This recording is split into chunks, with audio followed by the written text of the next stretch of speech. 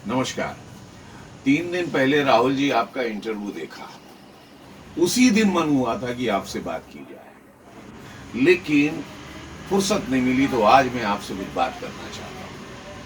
आपने कहा नरेंद्र मोदी का लॉकडाउन फेल हो गया। नरेंद्र मोदी ने कहा था कि 21 दिन के बाद कोरोना खत्म हो जाएगा, भाग जाएगा। राहुल जी, आप 135 साल पुरानी पार्टी के नेता हैं, पूर्व अध्यक्ष हैं।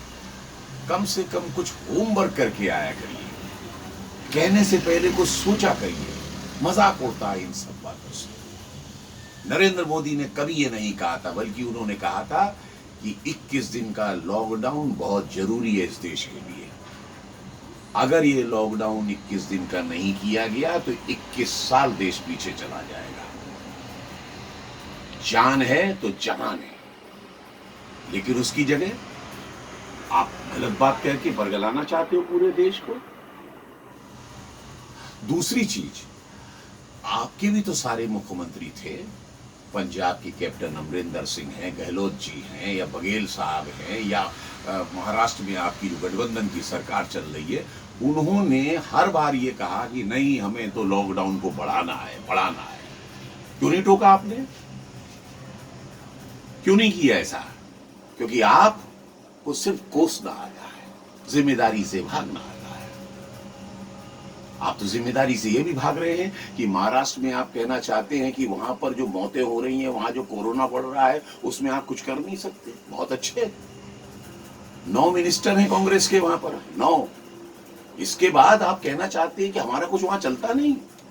अगर आपकी बात नहीं मानी जाती और आपकी तरीके से नहीं निपटा जा रहा है जिस तरह से आप चाहते हैं, तो क्यों नहीं वापस ले लेते समर्थन?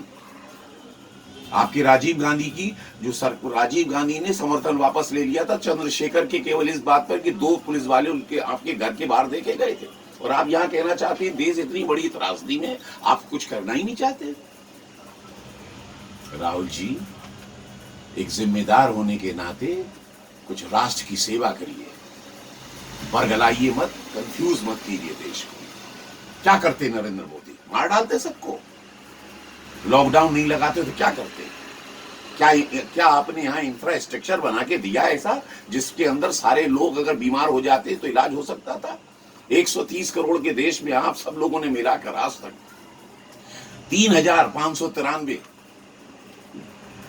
गवर्नमेंट के हॉस्पिटल और 11,810 प्राइवेट हॉस्पिटल बना के दिए, कुल मिला के 15,000।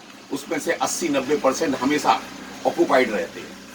कहां से लाते इतने बिस्तर? अगर कोरोना पूरी तरह से फैल गया होता? अमेरिका जैसा कंट्री नहीं निपट पा रहा है, जिसकी 33 करोड़ की आबादी है, जिसके यहां पर 1 लाख से ऊपर ज्यादा मर चुके हैं लोग, 17 लाख लोग वहां पर आज भी बेड पर कोविड-19 से जूझ रहे हैं। Brazil, Italy, Spain, France, Germany, कोई नहीं निपट पा रहा है। और ये सीमित साधनों वाला देश जिसको आप लोगों ने ऐसा बना के छोड़ा था, वो देश आप उम्मीद कर रहे थे कि ये निपट जाएगा?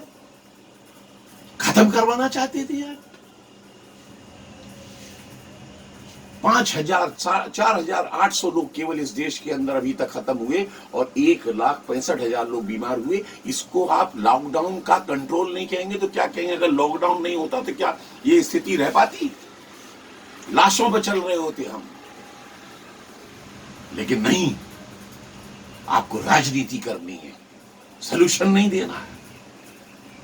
मजदूर भाग रहे थे आपके महाराष्ट्र से, मजदूर भागे पंजाब से, मजदूर भागे राजस्थान से, मजदूर भागे दिल्ली से।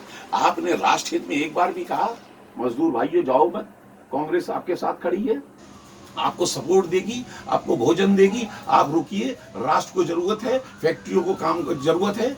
कल को आर्थिक स्थिति खराब होगी देश की, कौन जिम्मेदार होगा? आपने एक बार भी कहा होता तो कम से कम समझ में आता कि आप राष्ट्र की चिंता करते हैं। राहुल जी, देश बड़ा होता है, राजनीति तो बाद में भी कर ली जाती है। और मैं आपके पूरे परिवार की बहुत इज्जत करता हूं राहुल जी। इंदिरा गांधी जी का मैं बहुत बड़ा प्रशंसक हूं, आपके पिताजी राजीव गांधी का बहुत बड़ा प्रशंसक, नरसिंह राव जी का बहुत बड़ा प्रशंसक, खानदानी कांग्रेसी। लेकिन आज भी मैं बीजेपी का वर्कर नहीं हूं, ना ही उनका कोई मेंबर हूं। लेकिन इसके बावजूद भी राष्ट्र हित में बात आती है तो नरेंद्र मोदी को मैं वोट देता हूँ, छाती ठोक के देता हूँ और दूंगा जिस दिन तक वो राष्ट्र हित में काम करेंगे। क्या दिया आपने था सन 2014 में जो आप नरेंद्र मोदी से उम्मीद रख रहे हैं कि 7,500 आप हर एक के खाते में डालिए, 10,000 एक मुश्त डालिए, कैसे डाले? आज आपको समझ में आया? 35 करोड़ जो जनधन अकाउंट खोले उसी की बदौलत तो आज उम्मीद कर पा रहे हैं कि नरेंद्र मोदी से कह पा रहे हैं कि आप डालो। उस समय आप मजाक उड़ाते थे, क्या ये अकाउंट खोल दिए। सरकार फिर भी कर रही है। आप लोगों ने तो खोखला करके इस देश को छोड़ा था। आपकी बीज खाद के लिए भी लाइन लगती थी, 4-4 दिन तक लाठियां किसान खाता था, याद है आपको? 80% एरिया के अंदर, हिंदुस्तान के अंदर आधे समय बिजली नहीं आती थी, किसानों को पानी नहीं मिलता था। 9 सिलेंडर दिए जाएं, 12 सिलेंडर दिए जाएं, इसके ऊपर बहसें चला करती थी कि कितना सब्सिडी दी जाए।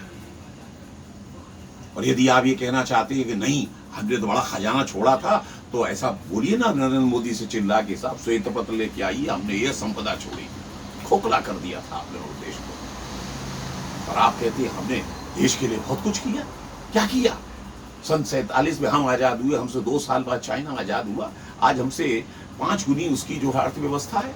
15 साल वो हमसे कम पहले से मेट्रो बुलेट ट्रेन बना के ले गया। 25 साल वो हमसे आगे है।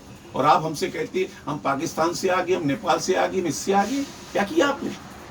और जो भी कुछ किया, अगर आप कहते हैं मोबाइल आया, कार आई, ये आए, सब नेपाल में भी मिलती है और लंका में भी मिलती है, और ये सब कंट्री में है। और यह ऐसा हमेशा होता चला आया। लेकिन आपने इस देश को कहां बनाया? मत करिए इस तरह से क्रिटिसाइज, सकारात्मक राजनीति करिए। राम जन्मभूमि जैसा मुद्दा सुलझाया गया, आपसे एक बधाई नहीं निकली। बड़े बड़े मामले यहाँ पर किए गए, सीए जैसा कानून लाया गया जो बिल्कुल देश हित में था, राष्ट्र हित में था, जिसमें मुसलमानों की कोई नागरिकता नहीं जा रही थी। इसके बावजूद आप लोगों ने भड़का दिया कि उठ के आ जाओ। और सबसे ज्यादा तो हद आपने तब कर दी जब जम्मू कश्मीर, जो कि आपके खुद जवाहरलाल नेहरू का ये था कि ये धारा जो है टेम्परेरी धीरे धीरे खत्म हो जाएगी, जिस 370 और 35A को जिस वक्त यहाँ पर लागू किया गया, वो भी संवैधानिक रूप से लोकसभा राज्यसभा से पास करा के उसको भी आपने असंवैधानिक कह दिया।